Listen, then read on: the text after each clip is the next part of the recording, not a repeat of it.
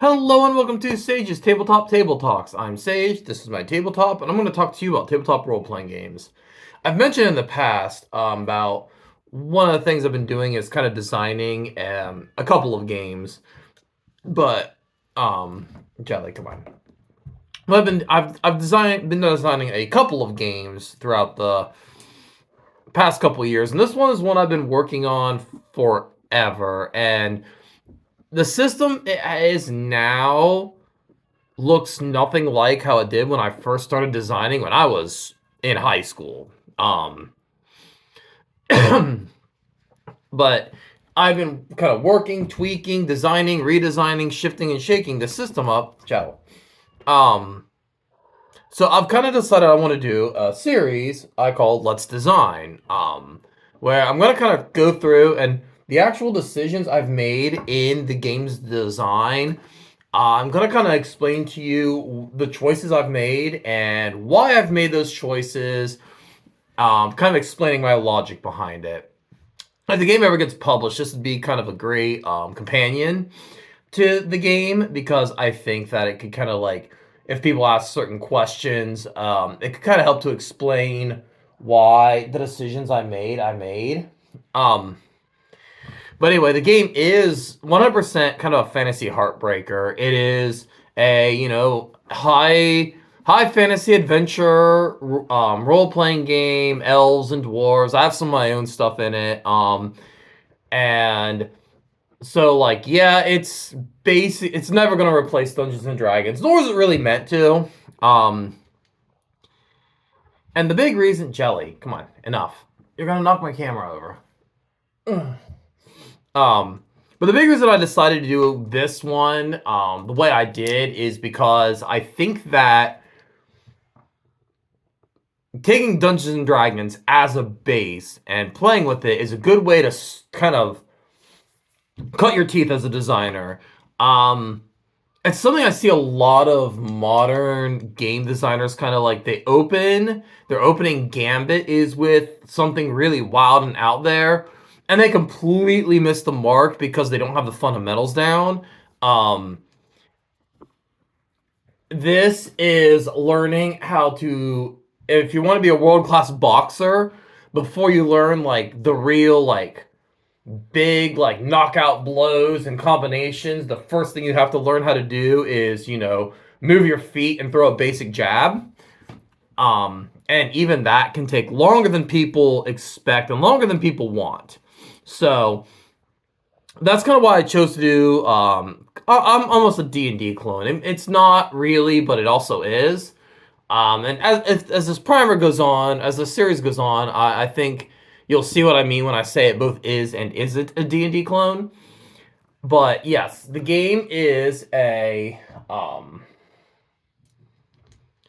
a fantasy role-playing game. Ultimately, I think the best place to start is the core mechanic of the game, which is how you roll to... Jelly, stop.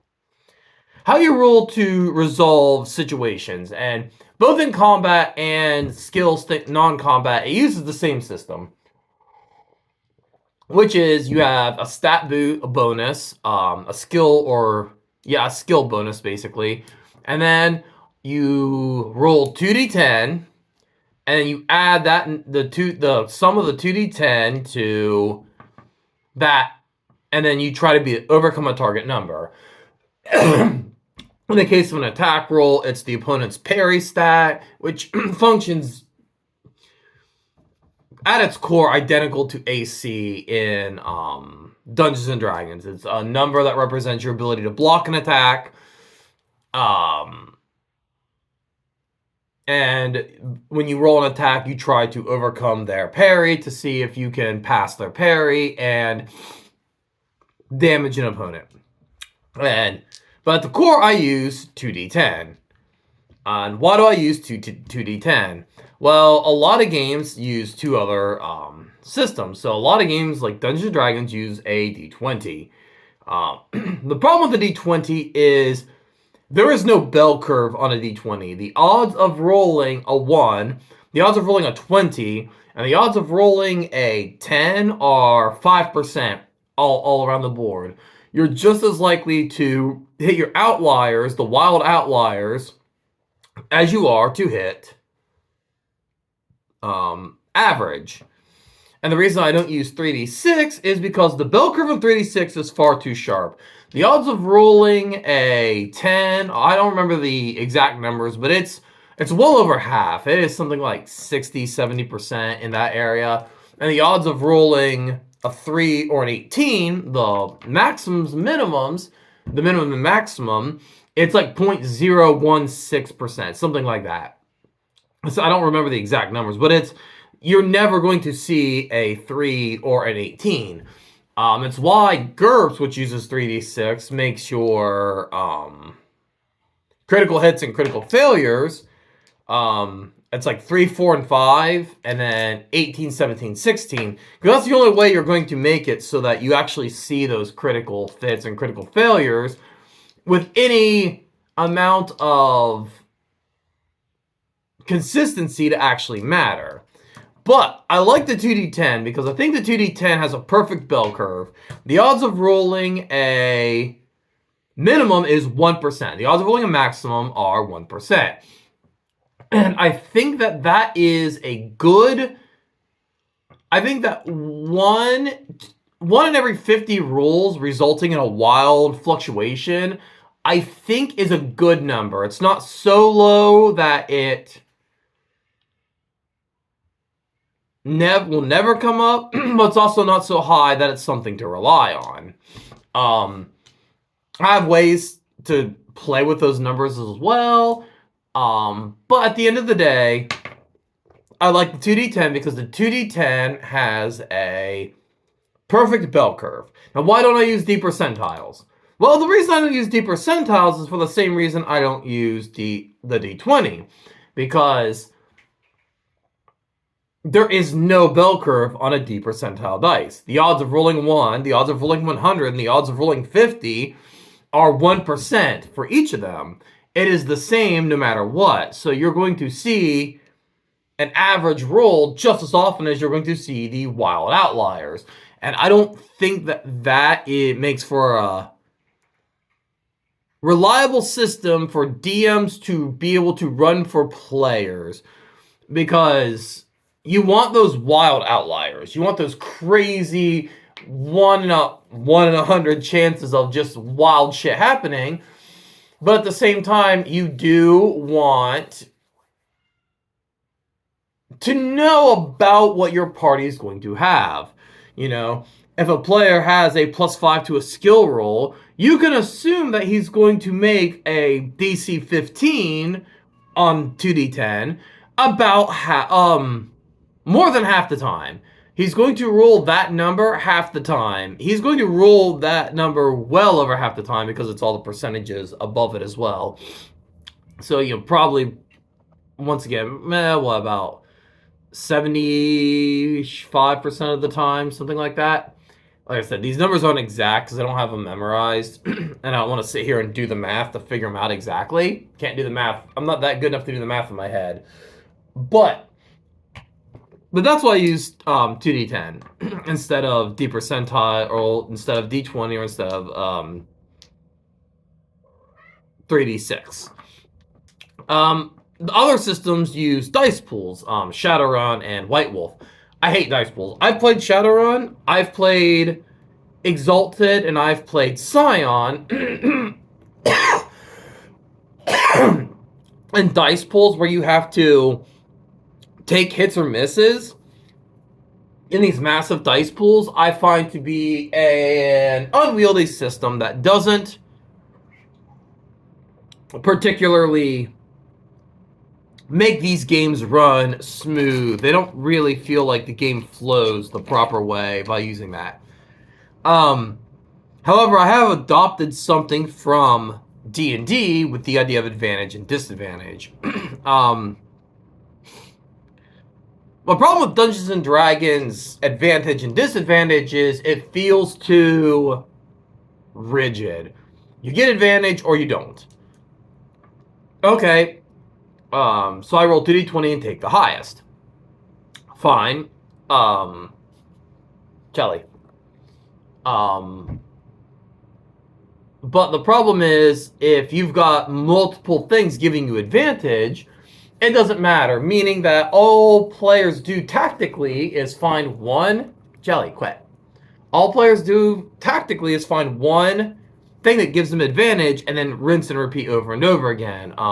Characters who do kind of more aid and support tend to be very nerfed because they don't really have as many options to build as they don't. And then you end up getting things like completely disregarding the advantage and disadvantage system because jelly, quit. Come on. Ow. Quit. Go. Where it's like, okay, well, since a bard can't just give you advantage, he's going to give you this D10, and this spell is going to give you a D4, and this ability is going to give you a D, and you end up just kind of back to where you were with +1s and -1s and +2s and -2s in older editions, except now there are more dice to roll, which is fine, but I feel like the whole idea of advantage and disadvantage was to make a very clean system. Well, I have a system where players can gain advantage or disadvantage dice. So basically, if you gain an advantage dice, you add an additional D10, and you'll roll 3d10 and take the two highest. I haven't used the system as regularly. I had an alpha, and then one of my friends, she built a character, and in character creation, we found a number of issues within the system that have since gone through reworked. I haven't had a chance to test my 1.1 system yet. My 1.1 alpha, but hopefully, you know, I'll be able to soon, once I've kind of cleared out the miscellaneous garbage that I've had to. So I don't know how my system is going to work, but you can get up to 5 dice of advantage, and you would roll the 5d10 and then take the two highest. Disadvantage dice, if you have advantage, a disadvantage will take one of those dice away. So if you've got 3 advantages and you're rolling 5 dice and you gain a disadvantage, you would cut that down and you would roll 4d10 and take the two highest. And having more disadvantage works the same way, where if you had -3 disadvantage, you would roll 5d10 and take the two lowest, but an advantage would cut that number up. So instead of rolling 5, you would roll 4d10 and take the two lowest. It might be a little unwieldy, and I might have to play with that, but that's kind of the idea I have right now. But it does somewhat feel like I'm running into a similar problem with Shadowrun and White Wolf games, in that they end up with dice pools that could become unwieldy, and that's why I hard capped it at 5 dice. You'll never, no matter how many advantages you get, you'll never roll more than 5 dice. But I feel like granting a player the option to get 3 additional dice still lets characters who want to play a support character, something similar to a bard or a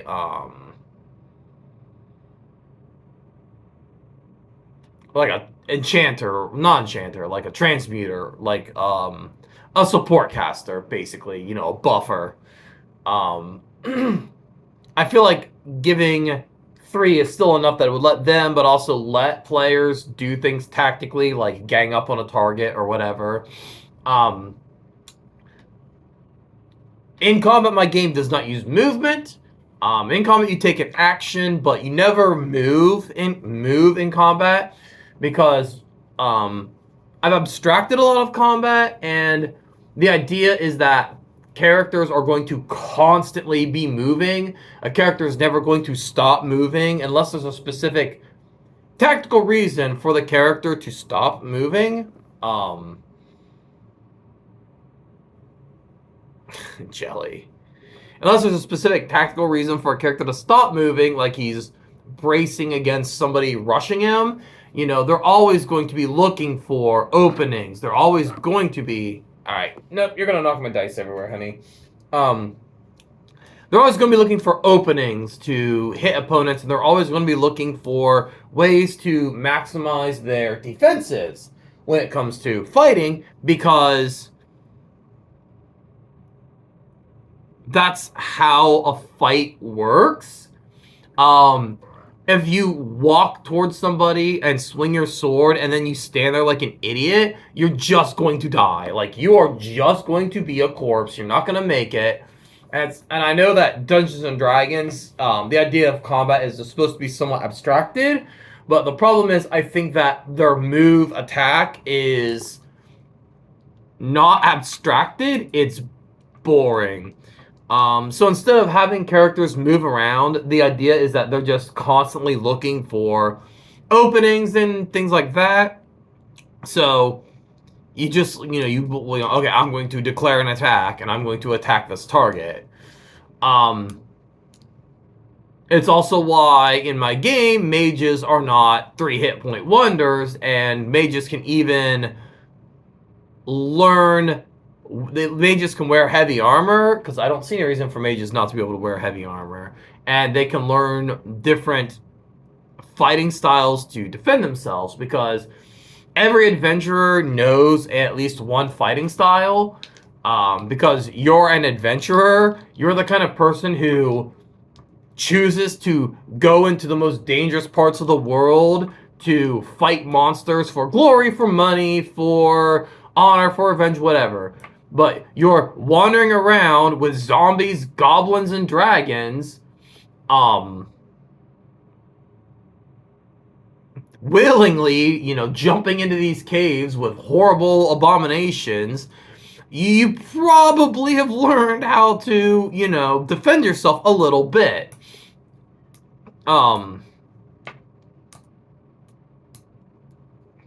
Yeah, so and that's one of the reasons why like mages aren't as tough as fighters, and there are ways characters can draw aggro. Fighters specifically have an ability that lets them draw aggro, where if they can pick targets, a number of targets, and if those targets choose to attack anyone but the fighter, those targets both get a penalty. They get a disadvantage dice when attacking that target. And the fighter can choose to make a free basic attack on them. Just kind of weapon-based damage on them. So, yeah, they can attack the mage, but the fighter is going to punish them for it. And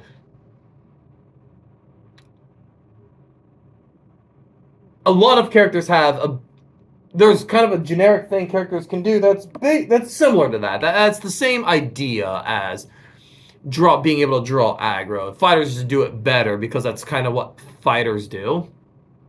One of the big things I've done with weapons is I don't have a list of weapons. I don't have, short sword, long, because as it keeps coming down to, and it does come down to it, every single edition of D&D has had it, where characters, there are just right choices for weapons and wrong choices for weapons. For example, in, 3rd edition, or, well, like Pathfinder is a good example. If you're a fighter character, and you use a shield, you pick a longsword. Why do you pick a longsword? It lets you use a shield in your offhand. It does about the most damage you can do, and it has the option to use it two-handed for a little extra damage. Completely negating the usages of a bastard sword, which, yeah, bastard swords are useless in Pathfinder because of that rule.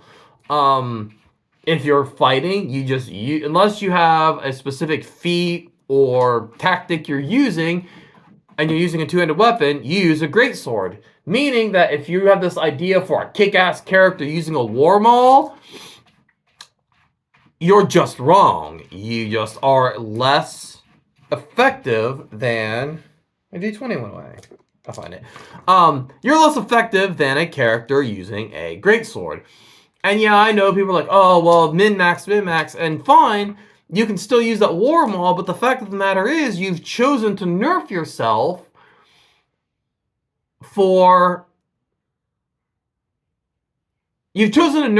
because you want to do something fun. And I don't think you should have to choose effectiveness or fun in a tabletop role-playing game. So how the game works is I have characters. The characters are, the idea is if you're using whatever weapons your characters are using, they're trained in. You start with a weapon. Every character starts with a basic weapon, and if you're using said weapon, you're trained in it. A wizard can use a greatsword. The idea he's trained in a greatsword. Now, is a wizard with a greatsword going to be as effective in combat as a fighter, even say a fighter with a knife? The answer is no. And I know that there's, people up there who will tell me otherwise, but this is a game with wizards and cat people ninjas and fucking, demons regularly kind of attacking villages. I don't really give a shit about your realistic combat. The game is supposed to be epic. It's supposed to feel like high fantasy, like anime, like Conan the Barbarian, like those kind of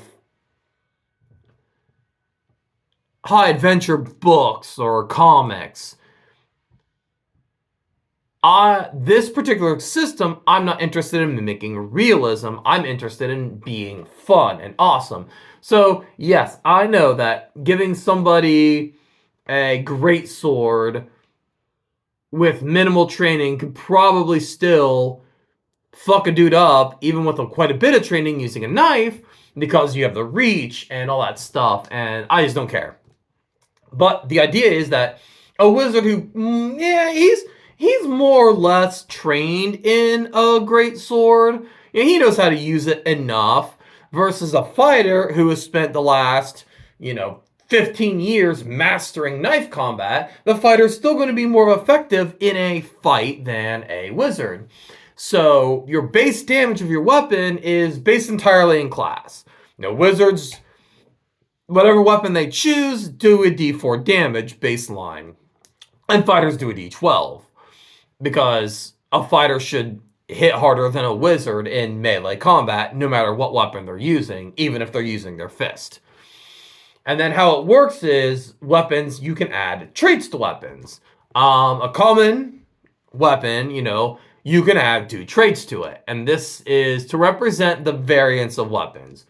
So, for example, you want to do basic wizard and you've got a staff.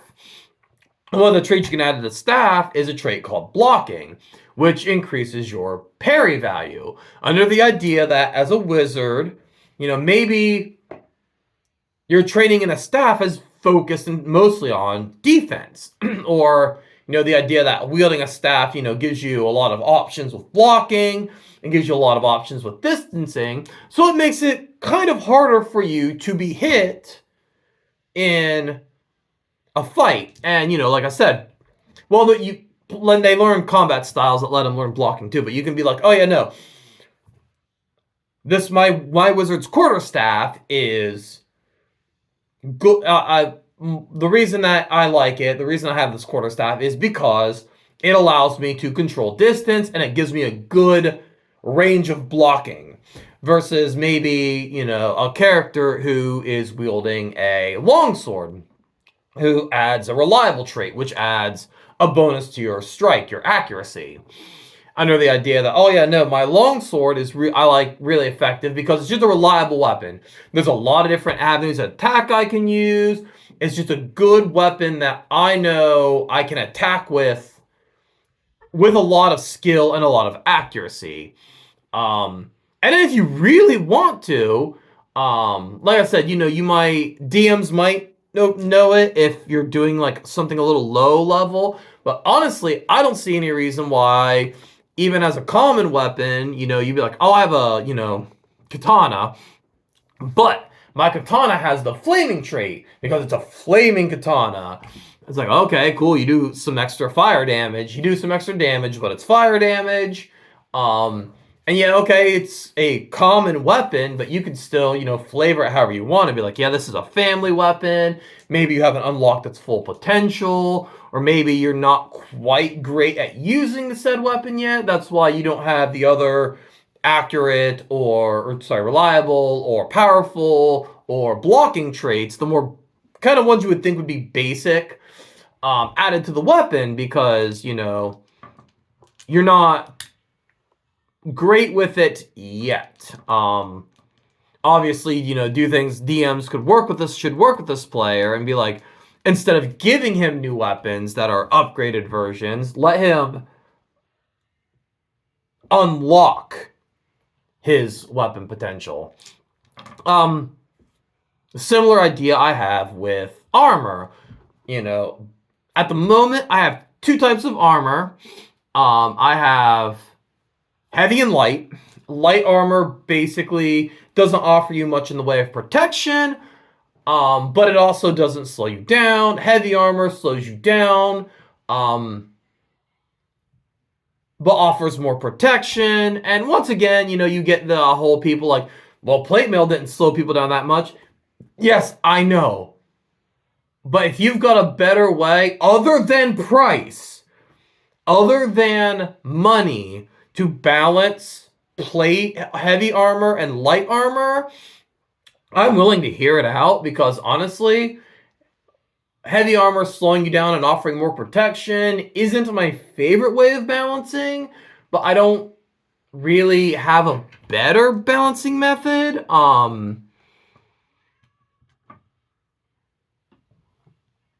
I thought I heard a cat outside. It's hard to say in this house. We've got cats inside. We got cats outside, I live out in the country where mice are rampant. Cats are everywhere. They just are. Anyway, sorry. I just don't want price to be the option, because price being the option of whether a character is in heavy or light armor is really just a way for the DM to stop players from kind of realizing that knight fantasy. It's one of the things and we're running a module, so the treasure in the module is completely kind of already set up. But a game I'm currently in, I'm trying to afford half mail because my druid can wear medium armor because he's a warden druid.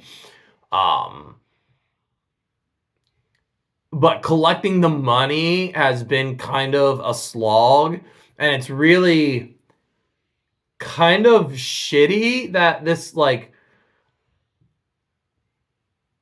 my character to kind of really come online, not only is there a level lock to it, but there's also a DM deciding reward lock to it. I don't want that to be the limiting factor for why a fighter isn't why a knight isn't in his full plated armor.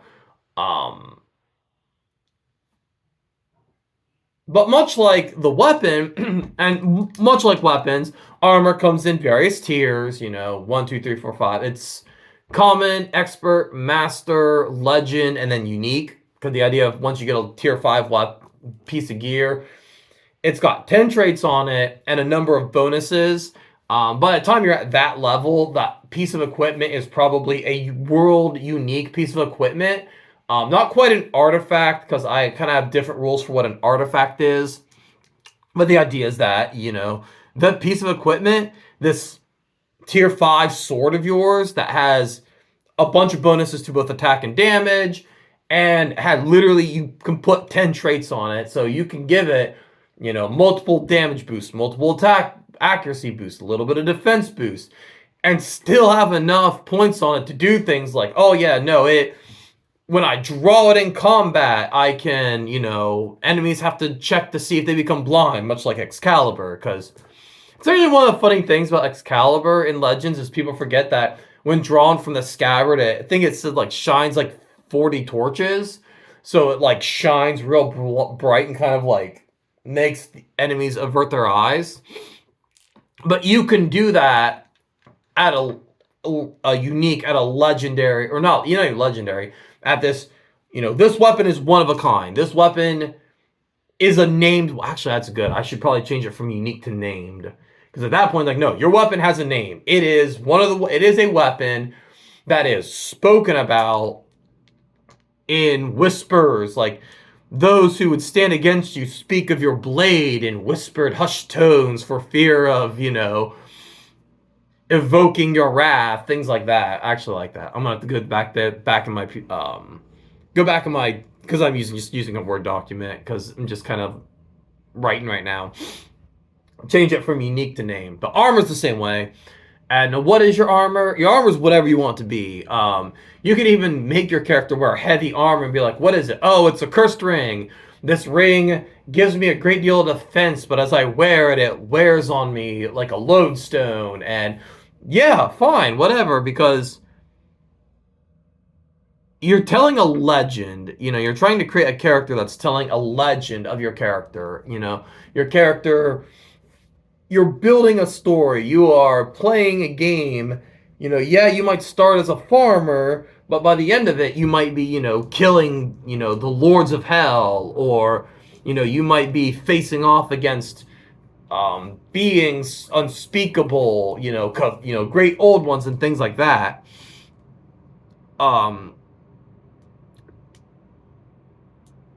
And I think in a lot of ways, there's a lot of this kind of attempt to, like Dungeons and Dragons, if you're a fighter, you're kind of being just pushed into like this knight role. Even if you're an Eldritch Knight, okay, what are you? Well, you're a guy who has a sword and you hit stuff with a sword, and you'll probably get a legendary sword like Excalibur or what was it? Holy Avenger. Holy Avenger was the name of the sword in older editions. That was like the paladin weapon. But you're going to use a sword because it's just the best weapon to use. And of course, you're going to be in full plate mail, and wizards are going to be wearing, no armor at all because of all that stuff. And it's just, I want players to build weird, and because I love building weird and unique characters. I said one of my favorite characters I ever played was a bard, but he wasn't a bard. He didn't play an instrument. He didn't carry a lute. He didn't sing songs. He was a pirate. He had magic because part of his backstory was he was kind of exposed to a magic. Jelly, don't share your butt in the camera. You're gonna get me demonetized. It's vulgar, Jelly. That's vulgar. But yeah, and he didn't do the bardy things, and both the NPC stopped after a while, but I did have a player and just constantly referred to my character as Bard. Like, how am I a bard? Do you see a lute? Have I ever sang a song? No, the character within the bard stat framework, I built him to be a pirate. He swashbuckled, he carried a whip, he gave his crews inspirational speeches. He, did things like that. And I like being able to play characters that break tradition. I think it would be freaking awesome to have a wizard with a great sword in full plate mail. He's basically, okay, he likes it, what's it called? Overlord. The anime. I know because it's like the idea he's a level 99 character in a world where, top tier heroes are like level 15. That's why he's able to do it. But, the character is a lich, but he disguises himself as a fighter wearing full plate and wielding maces. And being able to be like, oh yeah, my character's a spellcaster, but he walks around in full plate and he carries a great sword because he likes the idea of being able to just be this tank. Oh yeah, no, I can just put my hand out and singe entire armies with gouts of flame, but I don't want a stray arrow to embed itself in my head and kill me. So I've also taught myself how to cast magic in this heavy armor and with this big sword.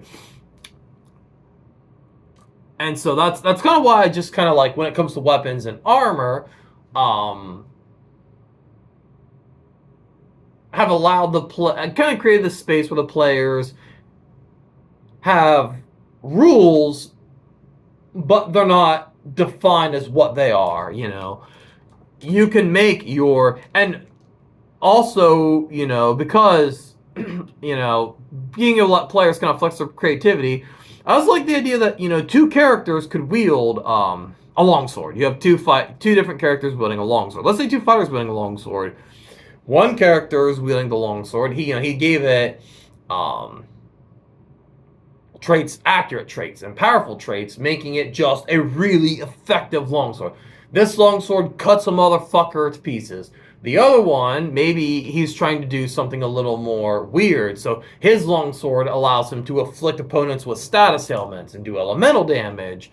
So, like, he's able to target opponents' weaknesses. So one guy just hits a dude really hard, and the other guy specializes in targeted offense. And they're both wielding long swords, but they're still able to wildly be different characters. Whereas two long swords in Dungeons and Dragons are 1d8 weapons, and I don't remember what the two traits they have on them are, because all the weapons have these two traits, one for casual wielders, one for fighter types who can like expertise these weapons. And I like the idea. I think that they're on a right track letting players do that, because it does let some of the weirder fighting styles kind of sit, but it still just very much locks you into a weapon depending on what you want to do versus anything else. But anyway, yeah, I've been going on for about half an hour, and I've kind of talked about the basic mechanics. I've talked about gear, like weapons and armor. Shields are just considered part of your armor. Having a shield, if you want to have a shield, you have a shield. Yeah, just to get in, I'll talk about the fighting styles. So at the moment I have characters can learn 4 fighting styles. Fighters know all 4, wizards learn 1, and the idea is that the fighting styles kind of determine how your character fights. So you have a sword and board style where your character has, you know, the idea is you have a weapon in your main hand, and then in your offhand you have whatever. So you have a power fighting style where you're using both hands to strike hard. You have a defensive fighting style, a blocking fighting style, where you have a weapon in your offhand and you have something in your offhand, or a weapon in your main hand, something in your offhand, whether it's a mangouche or a buckler or a tower shield that offers some defense. So if you're choosing the first style, every hit deals more damage. Then the blocking style, you gain a bonus to your parry value at the cost of not doing the extra damage. And then I have a dual wielding style where your weapon die drops 1. But you gain 2 attacks in a turn. A little worried about action economy, but you know, the idea is that you're one hand, other hand, you know, you're hitting, boom, boom. And the last one is the dueling style, the idea that your offhand is kind of behind you, back, out of the way, which allows you a greater deal of mobility and flexibility in combat, and increases your initiative, your speed.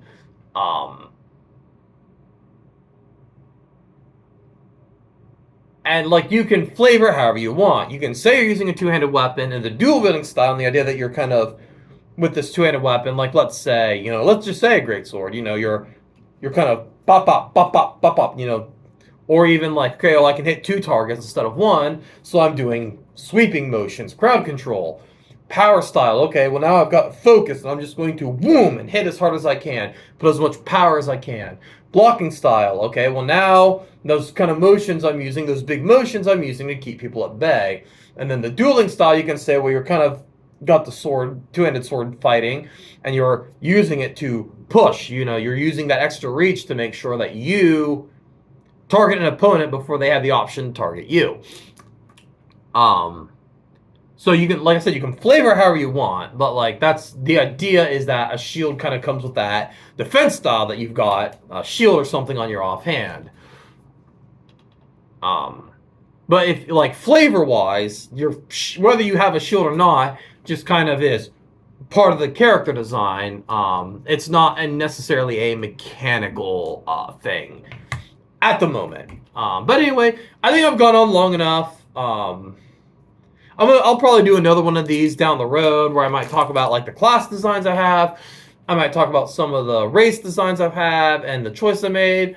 I actually should probably talk about the 8 core statistics in the game, but we'll leave that for another time. I've been going for 40 minutes and you guys probably don't care anymore. Anyway, I'll see you next time. I don't know what topic I'm going to do. If I do one next week, because I think I have a kind of a big weekend next week, so if I may have to skip a week. But anyway, I'll see you guys either next week or the week after with another one of these table talks. So bye.